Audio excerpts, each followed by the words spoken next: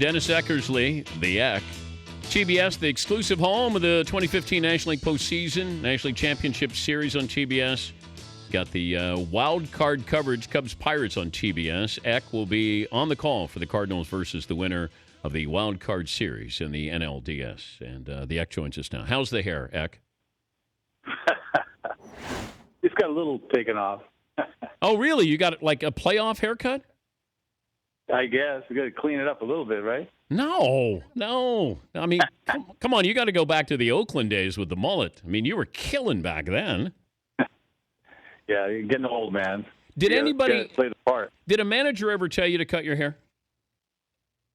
I can't remember. Because back when I first started, that you're talking about mid '70s, right? So Yeah. Everybody had the long hair. If anything, they told you to pull your pants up or something, with the stirrups and all that. Remember, everybody had that sort of thing. But now with the hair and the mustache and all that. Yeah, well, you couldn't have played for the Yankees, right? Since they had a that hair clause. Yeah, I don't know how long they had that hair thing, that mustache thing. Did they? Well, I think they looked the other way when didn't Mattingly have a mustache? Yeah. And then didn't Guidry have a mustache? Oh, that's right. I think if you're winning Cy Youngs or you're nearly winning a Triple Crown, then they would allow you to do it. Yeah, I guess. I'm looking at, when it comes to playoff baseball, that there are certain guys who are so good during the regular season, and then they get to the postseason and they're different. Why? Or teams are different towards them. We've seen that with Clayton Kershaw or Greg Maddux. I mean, guys who dominated and then they weren't great in the postseason. So what is it that changes once that starts? I mean, even Barry Bonds, remember, for a long time, they got him out. That says everything. I mean, it's one of the greatest players ever played. I mean, for Kershaw, it really comes down to the Cardinals. It's like they have his number. They lit him up. I mean, Matt Adams got the home run last year, and no left-handed hitters hitting home runs off him. Yeah. And how could you doubt Kershaw? Would you say he gets up tight in the playoffs? No. Even with Maddox. I mean, you're talking about greatest control pitcher ever. I don't know. Is it such a thing as a coincidence? But everybody goes through it, and you're right. It's not questioning them. It's what happens when even Glavine wasn't great in the postseason. Whereas Smoltz was great in the postseason. Kurt Schilling was big in the postseason. There's just something about guys when they get to the postseason that makes or breaks them. So I'm doing. You can talk about Clemens too. Wasn't very good at the start, but you add to that most of these guys. They got 250 innings before. I mean, that's part of it. I know even pitching in the bullpen, I was kind of tired at the end of the year. And I know I was only pitching 70, 80 innings. But, I was older, and I didn't have the same velocity. Adrenaline's one thing, but that's not going to get you through sometimes, Is anybody pitching better than Arrieta is right now? No. Absolutely not. Although, Greinke, you could say Greinke's been more consistent all year long. But I've been watching him closely, Arrieta. And I hate to say this, but I'm kind of hoping for the Cubs. Not that I think, they're the best team, but I love to see great pitching. And this kid, oh, my God, he is in the zone. How do you forecast that, from Baltimore to that? The second half of the season, I said last hour, you could argue is the greatest second half of a season any pitcher's had in recent memory. I mean, it's crazy, scary how great he's been, how dominating he's been. Totally.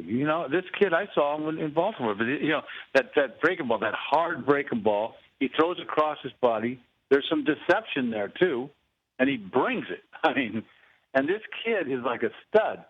I mean, he's doing Pilates, whatever he's doing. I mean, he's like 6'4", about 225. Somebody said he's doing Pilates. I should have done Pilates, When you had an ERA of, .61, like how badass did you feel when you went to the mound that year?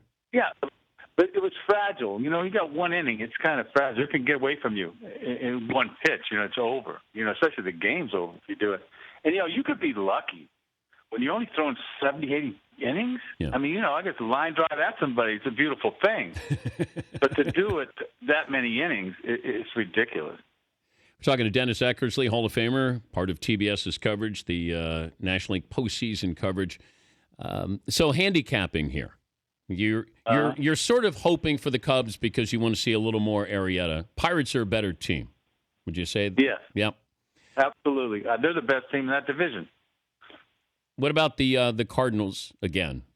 They always seem to be here. I love the Cardinals because, yeah, I mean they could win just as well as anybody else. I mean, they know how to win. They've been doing that all year, not scoring a lot of runs and winning ball games, let alone the playoffs. But I definitely think if you're going to pick one of those three teams in that division, Pittsburgh's the best team out of those three. What do you think of the one-game playoff?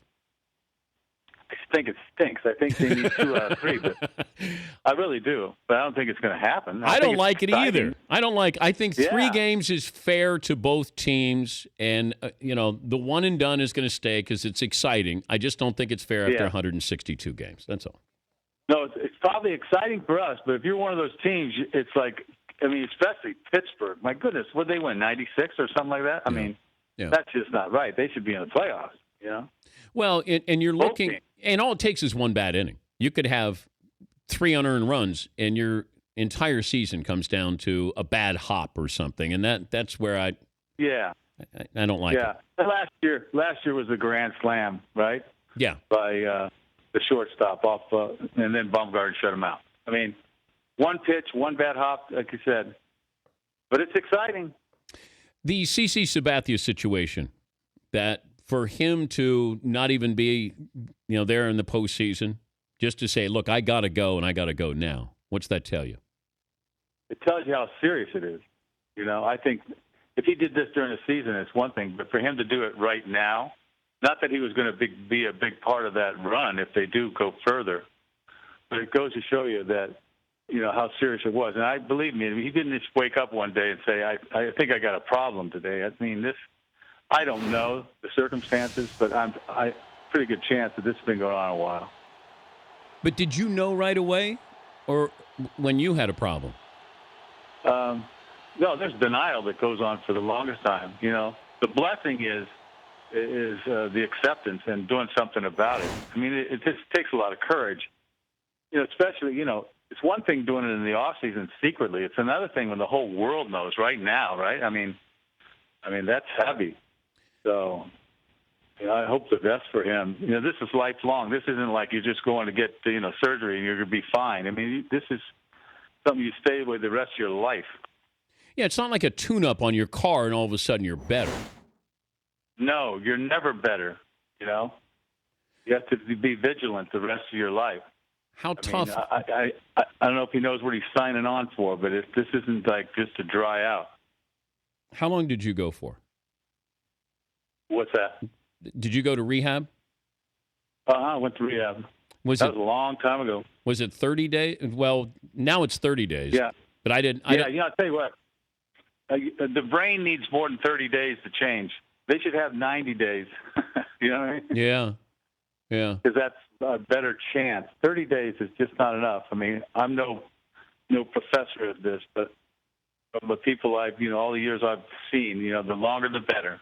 Yeah, but I always appreciated you being honest about it because people do hear it and they learn and they listen and they realize that it affects everybody. It's not just, hey, I'm a guy who works 9 to 5. It affects guys who are Hall of Famers. So that's why I always appreciated Eck talking about it.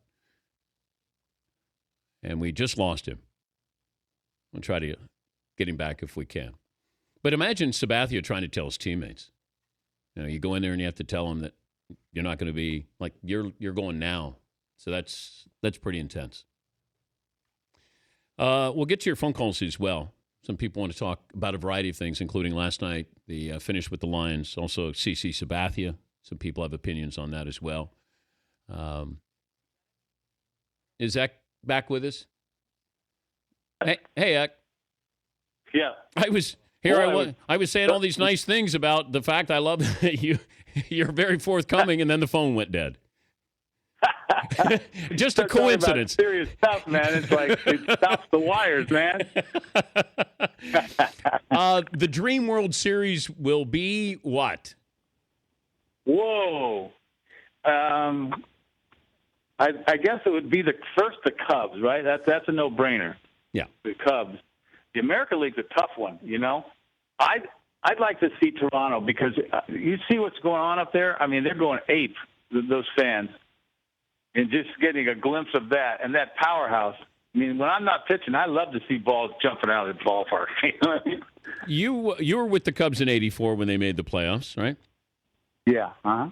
What was that city like back then? It was unbelievable. I mean, it reminded me a lot of the Boston, how the Boston reacted in 2004. That's probably how it would have been in '84. It's just too bad. And, they deserve it. I mean, I don't know if they're ready yet, but anybody could win. People run the table. Look how it happened last year. Is Chicago ready if they would ever win the World Series, Zach? I don't know. I don't know if they're ready. They may say they are, but I think they have. It sure would be exciting. Oh my God! Yes, yeah. It's the last great baseball story, maybe the last great sports story to be told is Chicago Cubs winning the World Series. Yeah, it truly is. And Theo Epstein, imagine him, the guy that put that together and having done both of them. I mean, it's just wonderful. And then Joe Madden's another story in himself, right? I mean, he's a character. So. Speaking of which, Sutcliffe was a goofy guy when you were there in '84, right? Yeah, but Sutcliffe was, he did it all that year. Cy Young? He was what? Cy Young, unanimous, yeah. But was he goofy? I don't know. I don't want to drop a goofy bomb on him. He was fun. Yeah. We just had him on last week, and he was telling all these stories. So I've known, Sut for a long time. He's an entertaining, different guy, smart guy, but, he can be a little goofy. I think he tries to be goofy. I don't know if he is goofy. You know what I mean? How's that? Hey, have fun with the playoffs. We'll be watching. Always great to catch up with you. Thank you, Eck. All right, Pat. All right, that's Dennis Eckersley, Hall of Famer.